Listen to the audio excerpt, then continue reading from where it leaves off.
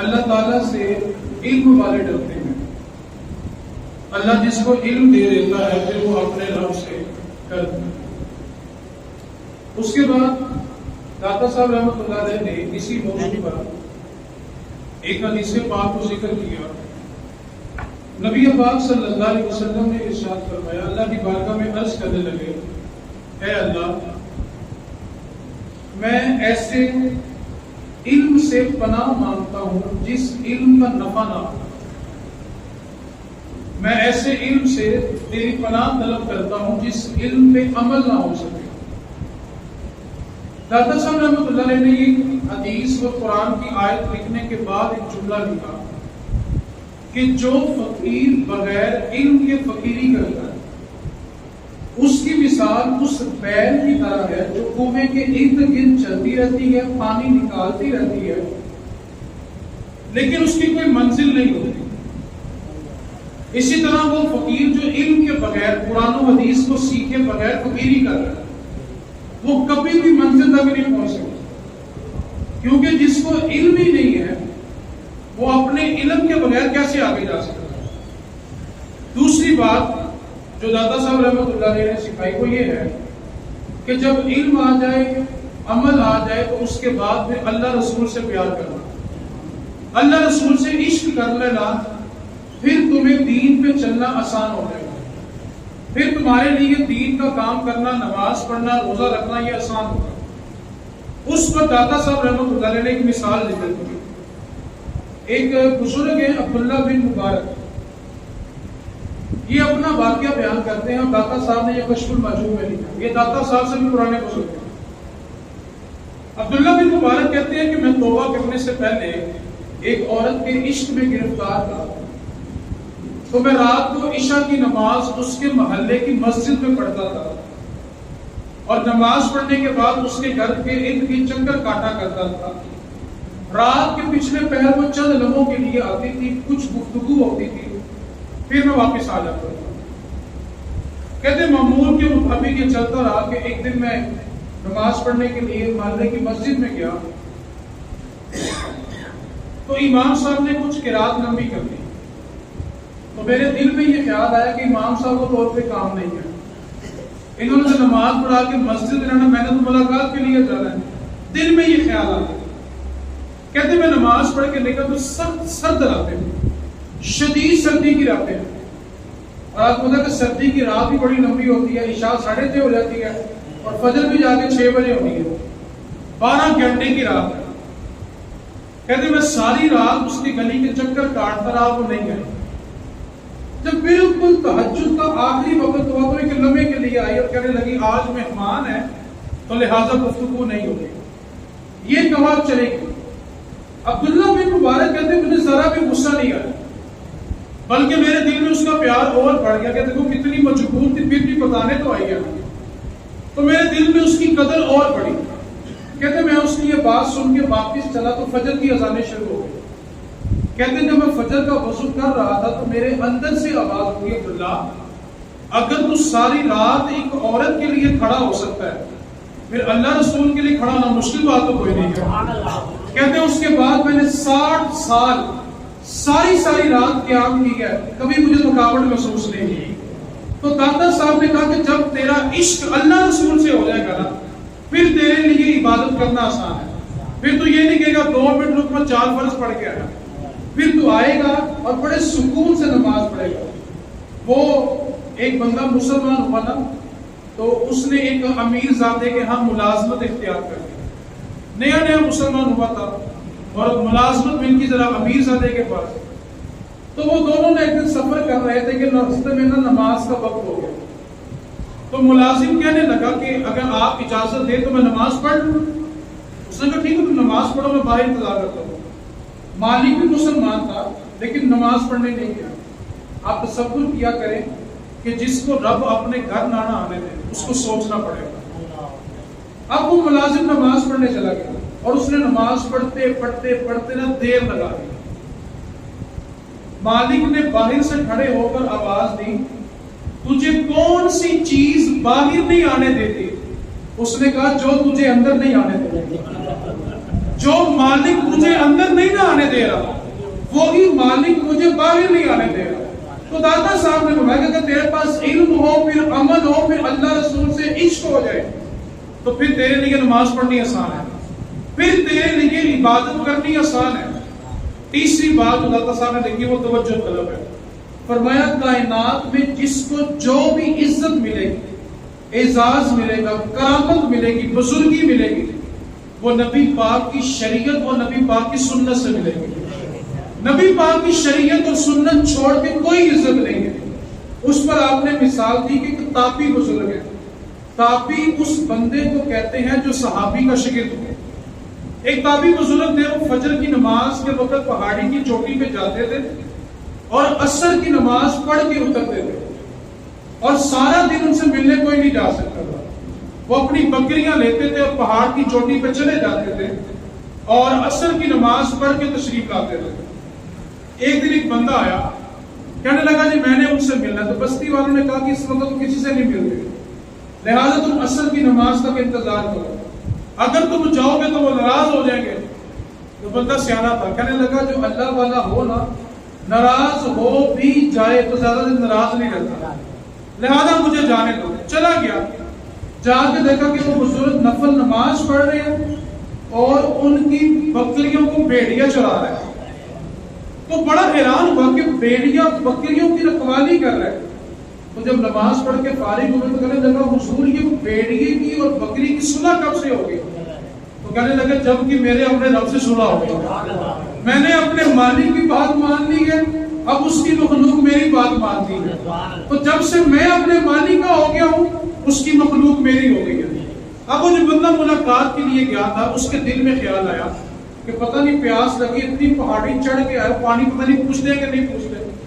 ابھی وہ سوچ رہے تو انہوں نے ایک لکڑی کا پیالہ نکالا اور پہاڑ کے نیچے کیا تو دودھ کا بھر گیا. اس کو دودھ دیا, ٹھنڈا بھی تھا میٹھا. یہ تاپی کی بات کر رہا ہوں, آج کے دور کسی بابے کی بات نہیں کر رہا. تاپی جو صحابی کے شاگرد ہے اور لکھنے والے کوئی اور نہیں, داتا علی حجویری ہے. اب کہتے ہیں دودھ کا پیالہ دیا, ٹھنڈا بھی میٹھا بھی پیا, تو پھر پیالہ لگا تو شہد بھر گیا. بندہ کہنے لگا حضور پہاڑ نہ دودھ دیتے ہیں نہ شہد دیتے ہیں, تو یہ کیا ماجرا ہے؟ تو بزرگ کہنے لگے دیکھ موسیٰ علیہ السلام کی قوم نے موسیٰ سے پتھر سے پانی مانگا, حالانکہ وہ قوم نافرمان تھی. نافرمان قوم رب سے مانگ لے تو رب اس کو خالی نہیں موڑتا, اور جو غلامی مصطفیٰ کا ہوگا وہ رب سے مانگے تو کیسے موڑے گا. اب جو مثال داتا صاحب نے دی وہ اگلا جملہ ہے. داتا صاحب فرماتے ہیں کہ اس آنے والے نے کہا حضور میرے لیے دعا کریں. تو میں اس سے دعا نہ کروں, واپس چلا جا اور جا کر میرے نبی کے دین پر عمل کر, رب تیرا سینہ ویسے ہی کھول دے گا. جس کو جو عزت ملے گی وہ نبی پاک کے دین پر عمل کر کے ملے گی. تیسری بات داتا صاحب رحمۃ اللہ علیہ نے فرمائی کہ کسی کے آگے سوال کے لیے ہاتھ نہ پھیلانا. جب بھی مانگنا, جو بھی مانگنا اپنے مالک سے مانگنا. اور یہ شریعت کا مسئلہ ہے کہ جس بندے کے پاس ایک وقت کا کھانا موجود ہے وہ اس سے اگلے وقت کے لیے بھیک نہیں مانگ سکتا. اگر وہ مانگتا ہے تو یہ حرام ہے, اور جو بندہ حرام کرے اس پر جو مدد کرتا ہے, مدد کرنے والا بھی گناہ گار ہے. کیونکہ اللہ کا قرآن کہتا ہے وَلَا تَعَاوَنُوا عَلَى الْإِثْمِ وَالْعُدْوَانِ, گناہ کے کام پر ایک دوسرے کی مدد نہیں کرنی. اب ایک بندہ حرام کر رہا ہے, بھیک مانگ رہا ہے, حرام ہے. اللہ کا قرآن بتا کیا کہتا ہے, جو بندہ بغیر ضرورت کے ایک مرتبہ ہاتھ پھیلاتا ہے نا, اللہ تعالیٰ اس کے لیے محتاجی کے 70 دروازے اور کھول دیتے ہیں کہ اب تو مانگتا ہے, بھیک مانگتا ہے. اور آپ دیکھتے نہیں بچے بھیک مانگنا شروع ہوتے ہیں, بوڑھے ہو جاتے ہیں, لیکن وہ ساری زندگی بھیک مانگتے رہتے ہیں. تو داتا صاحب نے فرمایا کہ تو نے کبھی کسی کے آگے ہاتھ نہیں پھیلانا, ہمیشہ بانٹنے والا رہنا, سوال نہیں کرنا. اس کے اوپر داتا صاحب نے مثال دی کشف المجہول کے اوپر. ہمارے لگے ایک بزرگ تھے, ان کا نام تھا شیخ احمد. ان کی یہ عادت تھی کہ وہ زندگی میں کبھی کسی سے سوال نہیں کرتے تھے. جب بھی سوال کرتے تھے اللہ رسول کی بارگاہ میں کرتے تھے, دنیا دار سے سوال ہی نہیں کرتے تھے. قدرت کا کچھ کرنا ایسا ہوا کہ بادشاہ وقت نے ان کو قید میں ڈال دیا. کسی نے ان پر الزام لگایا تو بادشاہ نے حکم دیا کہ شیخ احمد کو لا کے جیل میں ڈال دو۔ اب شیخ احمد کو جب جیل میں ڈال دیا گیا تو آپ کے خاص مریدوں نے اور دوستوں نے کہا کہ حضور آپ بادشاہ سے بات کریں، آپ پر الزام لگا ہے جو سچ بھی ثابت نہیں ہو رہا ابھی تک، تو لہٰذا آپ سے سوال کریں تو آپ کو رہائی دے دے گا۔ تو شیخ احمد کہنے لگے میں نے ساری زندگی سوال نہیں کیا تو آج کیسے کروں، لہٰذا میں بادشاہ سے سوال نہیں کروں گا۔ رات ہوئی، بادشاہ ابو مسلم نیک بندہ تھا، جب سویا تو خواب کے اندر مصطفیٰ تشریف لائے اور فرمایا ابو مسلم تمہیں ہم نے بادشاہ دی اور تم نے ہمارے ہی غلام کو قید کر دیا۔ اب ابو مسلم بادشاہ کی آنکھ کھولی تو خود اٹھ کے آیا، آ کر اپنے ہاتھوں سے خود جیل کھولی اور کہنے لگا حضور مجھ سے خطا ہو گئی، پہچاننے میں خطا ہو گئی، لہٰذا آپ مجھ سے درگزر کریں اور تشریف لے آئیں۔ شیخ احمد باہر تشریف لائے، جب جانے لگے تو ابو مسلم بادشاہ پیچھے سے بولا، کہنے لگا حضور ساری زندگی جب بھی کوئی کام پڑا تو اس بادشاہ کو ضرور یاد رکھیے گا۔ تو شیخ احمد مڑے اور مسکرا پڑے، کہنے لگے ابو مسلم تجھے ابھی بھی سمجھ نہیں آئی، جس کے لیے تہجد کے وقت تجھے اٹھا کے انہوں نے بھیجا ہے، ان کے ہوتے ہوئے ہم کسی اور کے در پہ سوال کرنے چلے جائیں؟ میرے کریم سے اگر قطرہ کسی نے مانگا دریا بہا دیے ہیں، دربے بہا دیے ہیں، حضور کے ہوتے ہوئے ہم تجھ سے سوال کریں؟ تو سوچ حضور کتنے کریم ہیں، ہم نے یہاں التجا کی، تیرے خواب میں آ کے ہمیں رہا کرنے کے لیے بھیج دیا، تو ہم حضور کو چھوڑ کے تجھ سے سوال کریں؟ تو داتا صاحب نے بولا کہ اللہ رسول کی بارگاہ کے علاوہ کہیں سوال ہے، اللہ کی ذات پر بھروسہ رکھو۔ اور پانچویں چیز داتا صاحب نے کشف المحجوب میں لکھی، فرمایا اگر تم چاہتے ہو کہ اللہ تم سے جلدی راضی ہو، کون راضی ہو جائے جی؟ پھر بولے بولو یار، میں نے کسی رشتہ کی بات کروں، اللہ راضی بھی ہو جائے اور جلدی راضی ہو جائے، تو داتا صاحب فرماتے ہیں اس کی مخلوق سے پیار کرو، اس کی مخلوق سے پیار کرو، اللہ راضی ہو جائے۔ اس پہ مثال دی، میں داتا صاحب کی مثال بعد میں ذکر کرتا ہوں، جو داتا صاحب کے بارے میں مثال ہے پہلے وہ میں سناتا ہوں۔ داتا صاحب رحمۃ اللہ علیہ اپنے سر پہ بال نہیں رکھتے تھے، اکثر ٹینڈ کروا کے رکھتے تھے۔ آپ کشتی میں سفر کر رہے تھے تو آپ نے سر سے ٹوپی اتاری اور سر میں خارج کر دیتے اور آپ نے ٹینڈ کروائی ہوئی تھی، تو دوسری کشتی میں کچھ نوجوان تھے، انہوں نے آپ کی ٹینڈ کو دیکھا تو ایک دوست نے مذاق کیا اور باقی سارے ہنس پڑے، جیسے آج بھی نوجوان ہوتے ہیں، ایک بندہ مذاق کرتا ہے تو باقی سارے اس پہ ٹھٹھا کرتے ہیں، تو ایک نے بات کی تو باقی سارے مسکرا پڑے۔ تو داتا صاحب نے آپ کے جو خلیفہ تھے، شیخ تھے، کہنے لگے حضور ان کے لیے بددعا کریں، تو آپ نے میں بددعا کر دوں؟ اس نے کہا جی حضور بددعا کر دیں۔ داتا صاحب نے ہاتھ اٹھائے اور کہا اللہ یہ جس طرح مسکرا رہے ہیں ہمیشہ مسکراتے رہے، یہ جس طرح ہنس رہے ہیں ہمیشہ ہنستے رہے، کیونکہ فقیر کو فقیری ملتی اس شرط پہ ہے کہ وہ اللہ کی مخلوق کو بددعا نہیں دے گا، اور جو اللہ کی مخلوق کو بددعا دے اس کی فقیری چک جاتی ہے۔ یہ تماش بھی نہیں ہے میں ساڑ کے سوا کر دیا گا، میں نسلہ بیڑا کر دیا گا، میں تو بربلا کہا کرتا ہوں۔ یہ اگر ساڑنے کے لائق ہوتے تو انہوں نے کب کا بارڈر کے پار مردی ساڑ دینا تھا۔ یہ صرف تماش بھی نہیں ہے، آپ اللہ کی ذات پہ بھروسہ کر کے ان کے سامنے سینہ تان کے بیٹھا کرو اور کہا کرو کہ اپنے سارے باپ بلا لو اور میرا ایک باپ بھی پیکا کر کے دکھاؤ۔ میں سریام کہہ رہا ہوں، تمہارے پاس طاقت ہے تو کرو نا۔ یہ ہمارا ڈر کیش کرتے ہیں۔ آپ مجھے بتائیں تھانے میں پرچہ ہو جائے تو پولیس والا کیا کہتا ہے 50,000 دے ورنہ میں پرچہ، تو ڈر کے مارے 50,000 نکلتا کہ نہیں؟ جج کے سامنے ڈر ہوتا ہے کہ نہیں ہوتا؟ ڈاکٹر ڈلیوری کا کیس ہو تو ڈرا کے بڑا آپریشن کرتا ہے کہ نہیں کرتا؟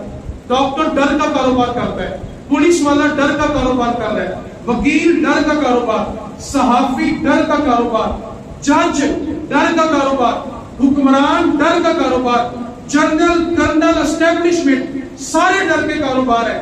اسی طرح یہ عامل بھی ڈر کا کاروبار کرتے ہیں۔ جو لوگ ڈر جاتے ہیں ان سے یہ کاروبار کر لیتے ہیں، اور جو سینہ تان لیتے ہیں اللہ پہ بھروسہ کر لیتے ہیں ان کے بارے میں مصطفیٰ نے فرمایا اللہ کریم میری امت میں سے 70,000 ایسے افراد کو بغیر حساب کے جنت میں بھیجے گا جنہوں نے دنیا میں رہ کے ہمیشہ اپنے رب پہ بھروسہ کیا ہو.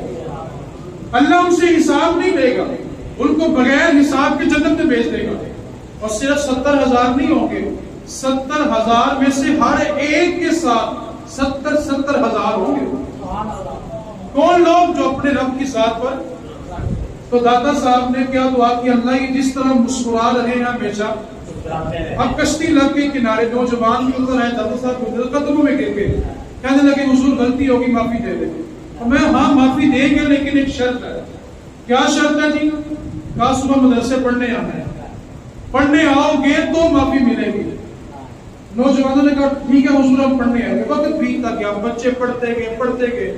وہ جو شیخ جی خلیفہ تھے جنہوں نے کہا تھا حضور بد دعا کریں, وہ لکھتے ہیں کہ ایک دن ایسا آیا کہ جن بچوں کے بارے میں نے بد دعا کے لیے کہا تھا نا, کوئی شیخ الحدیث تھا, کوئی شیخ القرآن تھا, جن کے بارے میں نے کہا تھا حضور دعا کریں ان کا بیڑا غرق ہو جائے, کہتے ہیں آج وہ دن آیا کہ ان کے ہاتھوں نے کئی بیڑے تارے ہوئے ہیں.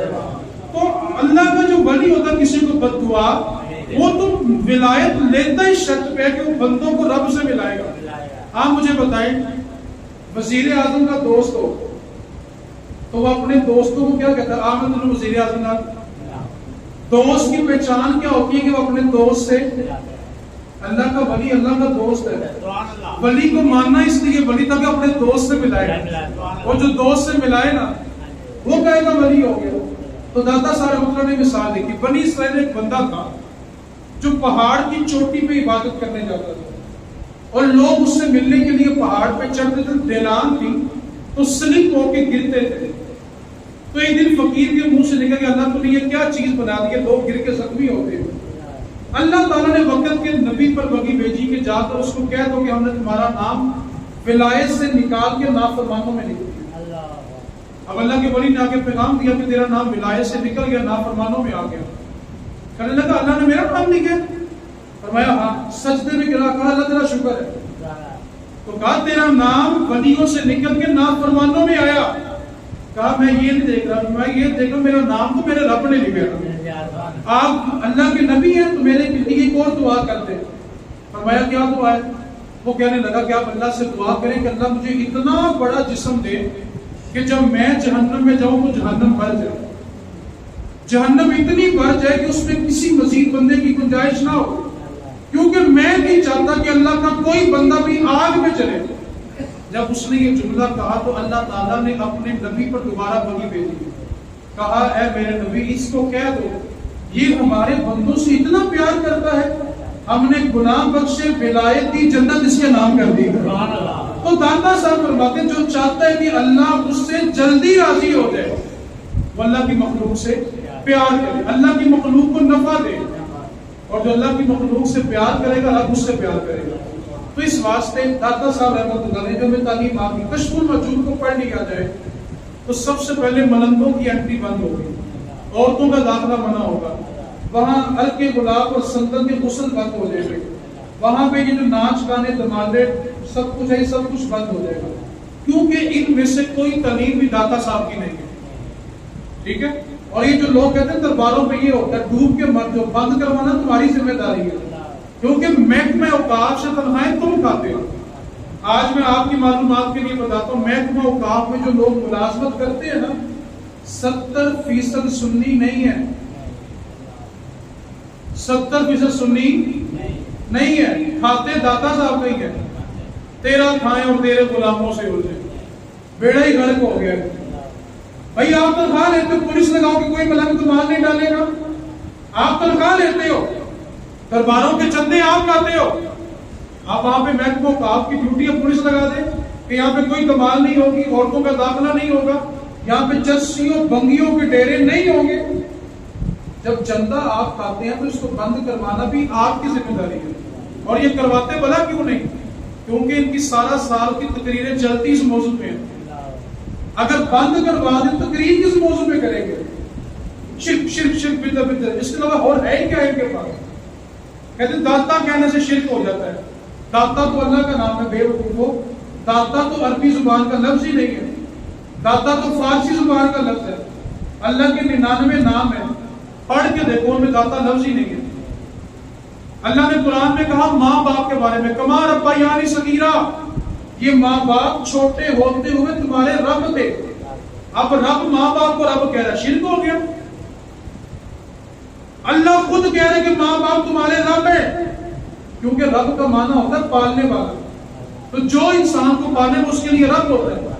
اب آپ اپنی مسجد کے امام کہتے ہیں حافظ صاحب، حالانکہ الحافظ اللہ کا نام ہے.